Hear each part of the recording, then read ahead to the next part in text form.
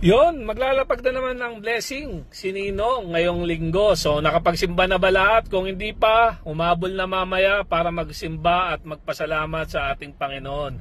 So ayan, dito natin ilalapag ngayon. Pamilyar naman siguro kayo. So ilalapag ko lang tong blessing ngayon sa ibabaw nitong sasakyan. So tignan natin sa next video kung sino yung medyo malapit dito na makakakuha nito. So kung malayo ka, wag mo na puntahan para di ka na maabala o hindi ka na rin mag-aksaya ng gas. So kung malapit ka lang talaga dito, pwede ka magbaka sakali. So ayan, ilalapag ko na dito sa ibabaw ng sasakyan. So ingat, God bless mga inaanak, God bless. Ito na, ang bilis Oo, ayan yan. Ayan yun.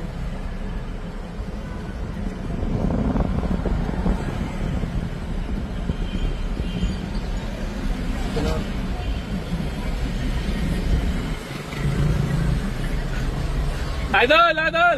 Taga sa ka? Punamenta lang po. Taga dito ka lang. Oy, oy.